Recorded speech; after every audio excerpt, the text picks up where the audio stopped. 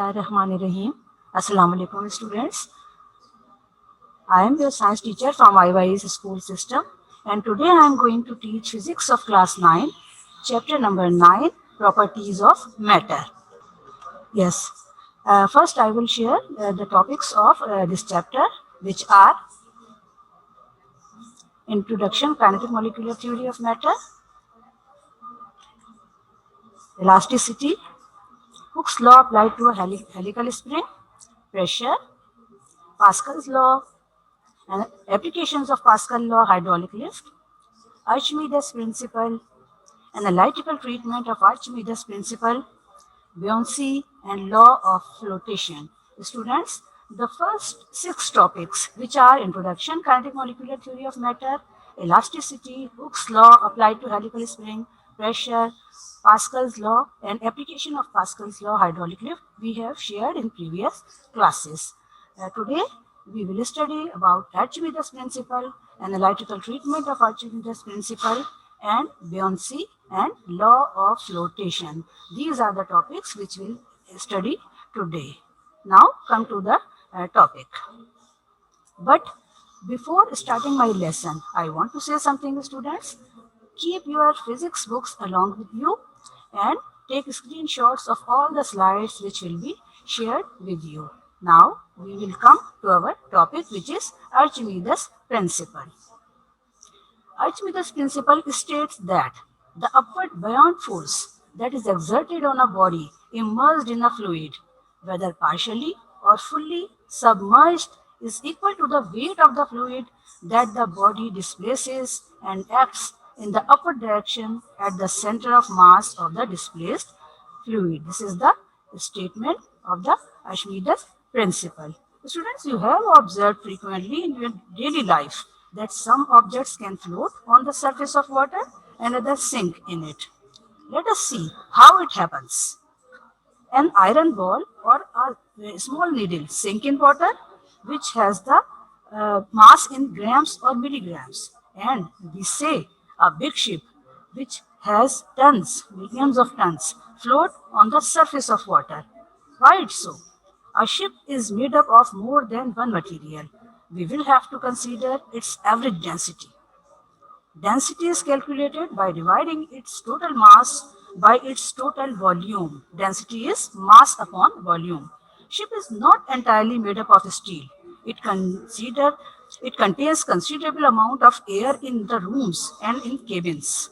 The average density of ship is actually less than the density of water. Therefore, the ship is able to float.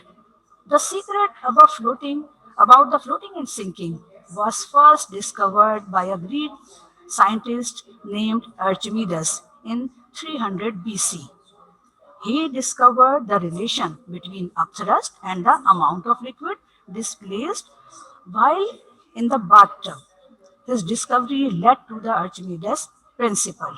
And you are seeing in the slide the statement about the Archimedes principle.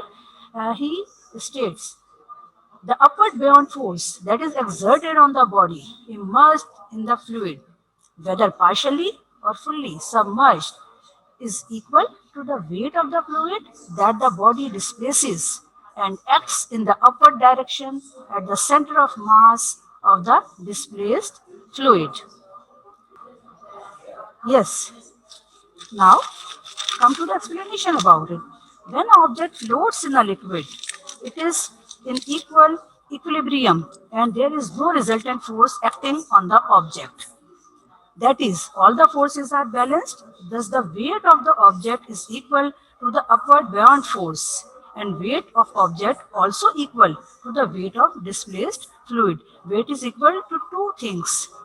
All the forces are balanced, thus the weight of the object is equal to the upward buoyant force, and the weight of the object also is equal to the weight of displaced fluid or weight of displaced water. We can verify Archimedes principle by following examples. What is the experiment? What you will do?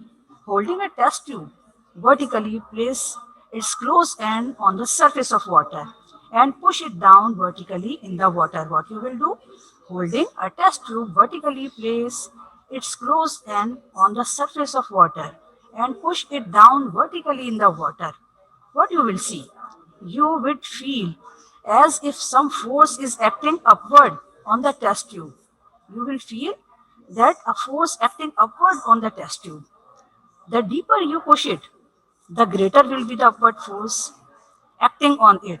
This upward force of water acting on the test tube is called the upthrust. What is the upthrust? This upward force of water acting on the test tube is called upthrust. Another example uh, to explain the Archimedes principle. A piece of cork having a density less than that of water needs to be held in water if it is to remain in it. Then release the cork. When you will release the cork, what happens? It will rise to the surface of and will float at the surface of the water. It is the upthrust force. What is it? It is the upthrust force causing it to rise on the surface of the water. Now, students, we will move the analytical treatment of Archimedes principle. Here you can see the slide, and first you observe this picture. You will observe the picture here. Two forces act, the force, upward force, and this is the downward force, which is the gravity. Okay, this is the area of the cylinder. H1 is the first depth, and the H2, this is the height, second height. A liquid of density rho is taken in a vessel. Consider a liquid of density rho in a vessel. This is the sign of density. Yes, and it is called rho. Density rho in a vessel. A cylindrical object of height h and area of cross section A is immersed in a liquid.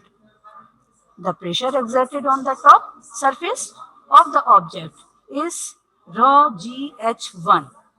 What is the pressure? The pressure exerted on the top surface of the object is rho GH1, and that on the bottom surface is rho GH2, where H1 and H2. What are the H1 and H2? H1 and H2 are the depth of the top and the bottom surfaces respectively. Here you can see in the slide, this is the depth H1 and this is the depth H2.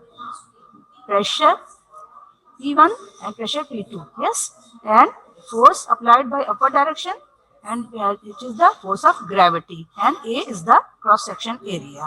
Now I repeat the content.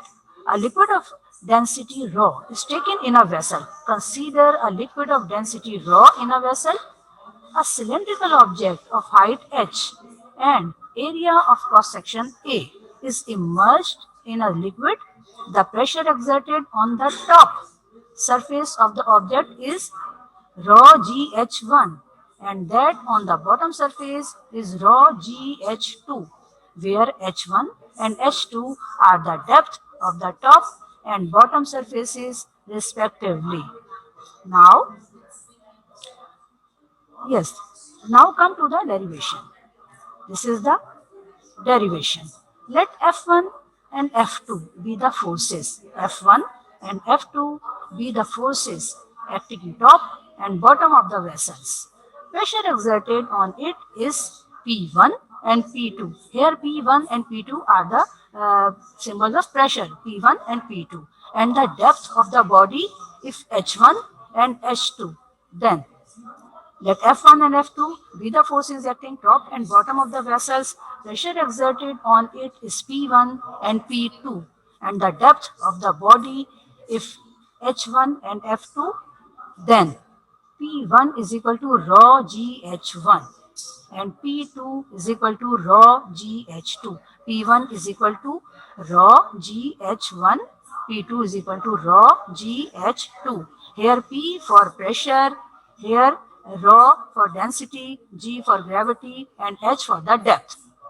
So, the forces will become F is equal to P multiplied by A. We know that force is equal to PA.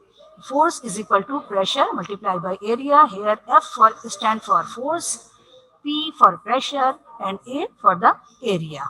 Upthrust force is equal to F2 minus F1. Upthrust force is equal to F2 minus F1.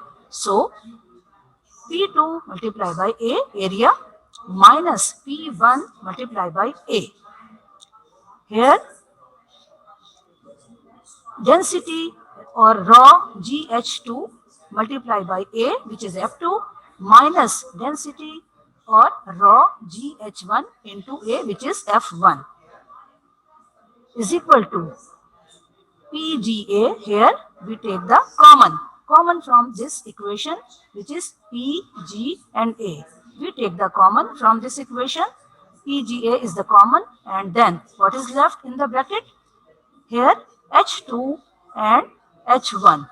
We can write it H2 minus H1. Now rho GA in bracket H. Okay. Now the upthrust force is equal to rho AH. Upthrust force is equal to rho GAH. We know that A multiplied by H is equal to V. Area into height or is equal to volume. So upthrust force is equal to rho GV or rho VG. We can write it like this. Upthrust force is equal to rho GV or is equal to rho VG. Since PV is equal to M, mass is equal to density multiplied by volume. We know that density is equal to mass upon volume. So mass is equal to density multiplied by volume. So upthrust force is equal to mg.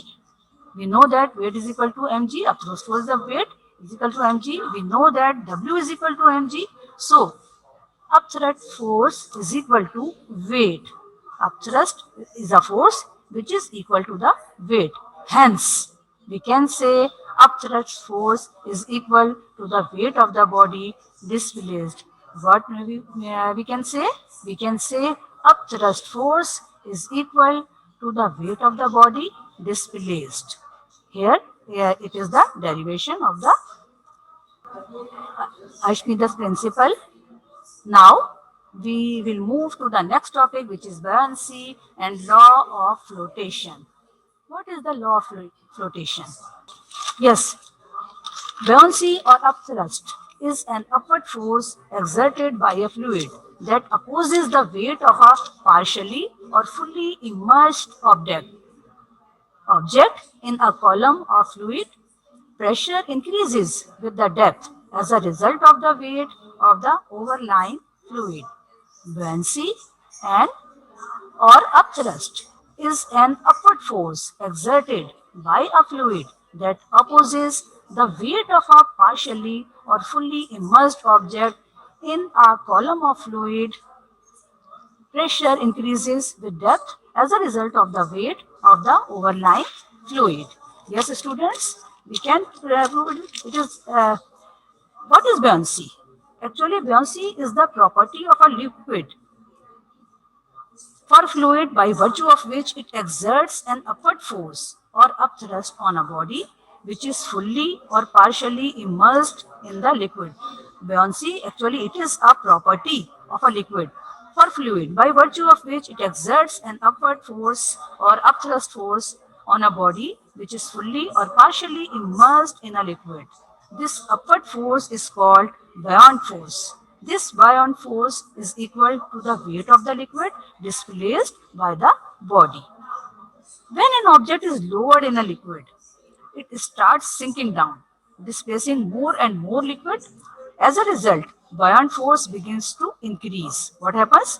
As a result, buoyant force begins to increase till it attains a maximum value when the object is completely immersed in liquids. When an object is immersed partially or completely in a liquid, it is acted upon by two forces. It is acted upon by two forces. Number one, the force one is the weight of the object, and second one, the buoyant force acting vertically upward. When weight of the object is fixed, but the buoyant force is not fixed, weight of the object is fixed, But the buoyant force is not fixed. Maximum value occurs when object completely immersed. Its value depends on the volume of liquid displaced. In every case, its volume is equal to the weight of the liquid displaced, and further, equal to the weight of the object. In every case, its value is equal to the weight of the liquid displaced, and further, what is equal to? It is equal to the weight of the object, weight of the liquid displaced and the weight of the object. If the maximum value of the buoyant force is equal to weight of the body, that is F buoyancy maximum is equal to W. Now come to the law of flotation. Law of flotation explains, students, uh, take a screenshot of this slide. Law of flotation explains that when an object, when a body, when an object sinks, when when it floats, when a body half sinks and half floats. Law of flotation explains that when a body sinks, when a body floats, and when a body half sinks and half float. Now see the slides and the pictures. When a body displaces a weight of water equal to its own weight, it floats. When any boat displaces a weight of water equal to its own weight, it floats. This is often called the principle of flotation. What is it called? Principle of flotation. A floating object displaces a weight of fluid equal to its own weight. Every ship, submarine, and dirigible must be designed to displace a weight of fluid at least equal to its own weight. I will repeat. When any boat displaces a weight of water equal to its own weight, it floats. This is often called the principle of flotation. A floating object displaces a weight of fluid equal to its own weight. Every ship, submarine, and dirigible must be designed to displace a weight of fluid at least equal to its own weight. Students, you can see the slides. Again, I will explain the law of flotation. If the weight of the body is greater, then upthrust, the body will sink. If the weight of the body is greater than the upthrust, what happens? The body will sink in the liquid which is providing upthrust. Weight is greater than the upthrust, then the body will sink. You can see in the picture. Now, in the second condition or in the second case, if the weight of the body is less than upthrust, the body will rise up and float on the surface of the liquid. What is happening? If the weight of the body is less than upthrust, the body will rise up and float on the surface of the liquid. Weight is less than upthrust, then the body will float. And what is the third condition? If the weight of the body is equal to the upthrust, what is? If the weight of the body is equal to the upthrust, the body will float partially, immersing into the liquid. Weight is equal to upthrust. What happens? If the weight is equal to upthrust, the body will half float and half sink. Weight of object is less than, it will float, then fluid displaced. If the weight of the object is less than fluid displaced, the body will float. If the weight of the object more than the fluid displaced, the body will sink. And if the weight is equal to the displaced fluid, the body will half float and half sink. Now we explain it by some examples. For example, a ship is designed in such a way that its volume is very large. Hence, the buoyant force, which is equal to the weight of equal volume of water displaced by the ship, is also very large. What happens? A ship is designed in such a way that its volume is very large, hence the buoyant force, which is equal to the weight of equal volume of water displaced by the ship, is also very large and is greater than its weight. The weight is displayed is greater than its weight. Hence, ship floats in water and a needle which is very much smaller in size, sink because buoyant force acting on it is less than its weight. What happens? The buoyant force which is acting on it is less than its weight. So the ship will float on the surface of the water and the small needle sink down in the bottom in the water. Another example, submarine can float on the surface of water. Submarine can float on the surface of water, and where needed, they can dive into water. They can float on the water, and if they need, they can dive into water. What happens? They are fitted with large hollow blast tanks. In order to dive in water, they fill the tanks with water. Whenever they want to dive in water, they want to come on the they will filled with large hollow blast tanks. In order to dive in water, they fill the tanks with water. They fill the tanks with water. This increases the weight of the submarine when the tanks fill with water. The weight of the submarine increases and hence it submerge in the water. Okay, students, you can see the slides. Here, a floating body, a body sinks when it weight more than the fluid it displaces. If the weight of the body more than the fluid it displaces, it will sink. A body remains in equilibrium when if the weight same as the fluid displaces, if the weight of the body and the fluid displaces, amount of fluid displaces is equal, then the body remains in equilibrium. And what happens with a floating body? When the weight is less than the fluid displaces, then body will float on the surface of the water. Students, I can show all the slides uh, from very first slide. What is Archimedes principle? Yes, Archimedes principle.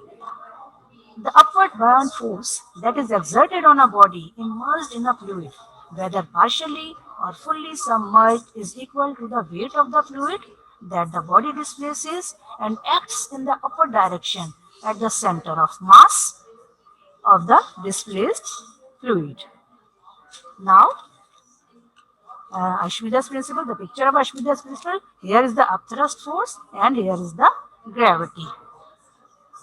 Yes, analytical treatment of Archimedes principle, you can see the slide in which two forces acting on it. There are two depth, H1 and H2, and the cross section area of the. And through this picture, we have derived the equation.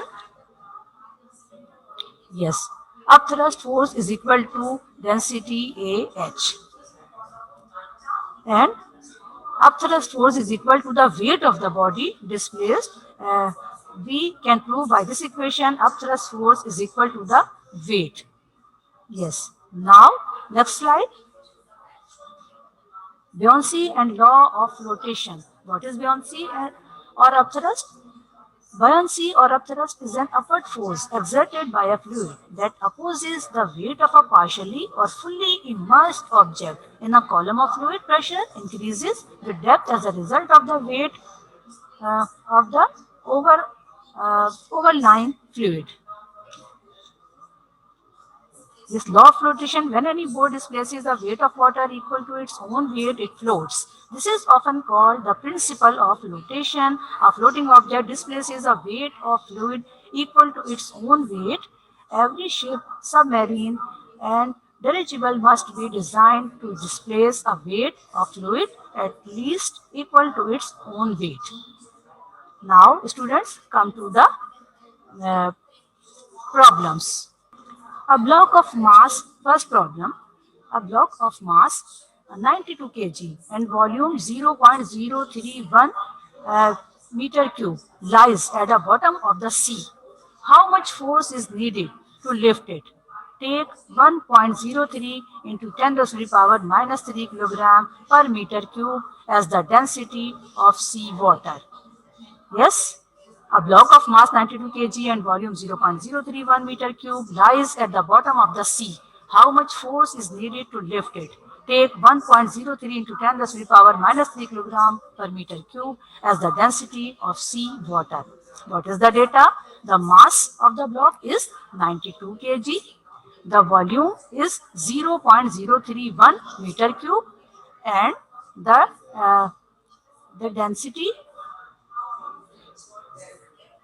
of water is 1.03 into 10 raised to the power minus 3 kilogram per meter cube. And we want to, we required force. Solution. Actual weight of the block. We know that W is equal to mg. Weight is equal to 92 into 10. Yes, W is equal to 920. Upthrust of water on the block is rho GV. When we put the value, yes, when we put the value in it, is equal to 1.03 into 10 raised to the power 3 multiplied by 10 into 0.031 is equal to 319.3 Newton. This is the whole solution. Students, please take the screenshot of the slide. Again, I will repeat. Data is mass is equal to 92 kg, volume 0.031 meter cube, density is 1.03 into 10 to the power kilogram meter cube. F is we will require F. Actual weight of the block W is equal to mg and W is equal to 92. Mass is, we know that mass is 92, so we put 92 here and multiply by gravity, which is 10. When we solve it, we will get the answer. W is equal to 92 Newton. Upthrust of water on the block is rho GV is equal to 1.03 into 10 to the power 3 into 10 into 0.031, and when you solve it, the answer is 319.3 Newton. Please students, take a screenshot of this slide. Okay, now come to the second solution. Apparent weight of block, actual weight minus upthrust is equal to 920 minus 319.3. Force is equal to 600 Newton. Apparent weight of block is equal to actual weight minus upthrust, which is 920 minus 319.3. So when we calculate it, when we solve it, the force is F is equal to 600 Newton. So what is the answer? Here is the force which is needed to lift the block is 600 Newton. Here is the answer. The force which is needed to lift the block is 600 Newton. Okay, students, take the screenshot of this slide. Now come to the next numerical. A steel wire 8 meter long and 4 millimeter in diameter is fixed horizontally between two rigid supports. Calculate the increase in tension when the temperature falls by 10 degrees centigrade. These two numericals are taken from your book, students, 10.3 and 10.5. A steel wire 8 meter long and 4 millimeter in diameter is fixed horizontally between two rigid supports. Calculate the increase in tension when the temperature falls by 10 degrees centigrade. Alpha for steel is equal to 12 into 10 raised to the power minus 6 Kelvin minus 1. Young modulus for steel is equal to 2 into 10 raised to the power 11 Newton per meter square. Now data, length is equal to the steel wire, the length of the steel wire is equal to 8 meter. The diameter of the steel wire is 4 millimeter. First we will convert this millimeter into meter because the SI units in is for the length is meter. So first we convert the millimeter into meter, which is 4 into 10 to the power minus 3. We know that 1000 millimeter is equal to 1 meter. So first we convert the millimeter into meter. 4 into 10 to the power minus 3 meter. Now the radius. We know that radius is equal to d upon 2 is equal to 2 into 10 to the power minus 3 meter. And delta T, which is change in temperature, is equal to 10 degrees centigrade, which is given in your question. Delta T, which is change in temperature, is equal to 10 degrees centigrade. First, we required increase in tension is equal to F. We know that tension is the force. Now, solution. For the solution, first you will write the formula of Young modulus. Y is equal to F multiplied by delta L upon A multiplied by delta L. Y is equal to F delta L upon A L. For F, if you want to require F, we write down the formula, we arrange the formula. F is equal to Y multiplied by A multiplied by delta L upon L. What you will write? F is equal to Y multiplied by A multiplied by delta L upon L. We know that coefficient for linear expansion is delta L upon L delta T. Delta L is equal to alpha L delta T. L delta T, delta L is equal to alpha L delta T. Delta L is equal to 12 multiplied by 10 raised to the power minus 6 into 8 into 10. Delta L is equal to 12 into 10 raised to the power minus 6 multiplied by 8 multiplied by 10. So delta L is equal to know the coefficient of linear expansion, which is delta L. We know delta L is equal to, after calculating, we found delta L is equal to 960 multiplied by 10 raised to the power minus 6 meter, or 9.6 into 10 raised to the power minus 4 meter. We know that area is equal to pi r square. F is equal to, so F is equal to pi Young modulus pi r square delta L upon L. So first we will put the values. F is equal to 2 into 10 raised to the power 11 into 3.142, which is the pi value of pi, into 2 into 10 raised to the power minus 3, which is the radius, and we take the square of the radius, into 9.6 into 10 raised to the power minus 4. We put all the value upon it. We put all the value in the formula of F. F is equal to, now we will arrange the equation. We will shift it, all the exponents on the other side, and write all the values on the one side. F is equal to 2 into 3.142 into 2, and the square is 2 is 4 into 9.6 into then all the exponents. 10 raised to the power 11, second component 10 raised to the power 3 multiplied by 2, 6, 10 minus 6, and the third exponent is minus 4, 11, 3 multiplied by 2, 6, and minus 4. These all exponents shifted here upon 8. When we first we multiply all the values, then answer will be 241.1 upon 8 into 10. When you calculate the exponents, 11 minus 6 is equal to 5, 5 minus 4 is equal to 1. It means the power of 10 is equal to 1. It means it is 10. Okay. Now the value, when we calculated the value of F is equal to 30.16 into 10 raised to the power multiplied by 10, or F is equal to 301.6 Newton. Okay, this is the answer. Take the screenshot. Take the screenshot of this slide, students. Now it is time to home task. It is all over. It is time to the home task. The home task is question number 1. State and explain Archimedes principle. Also write down the analytical treatment of Archimedes principle. The answer is given in page number 164, 165. Question number 2. Define buoyancy and explain law of flotation from book page number 166 and 167. And question number 3, do example number 10.1, 10.2 and 10.3 from book page number 153 and to 155. Take a screenshot of the home task. Now students, it's all over. Time to, if you want to ask any question, please chat use your chat.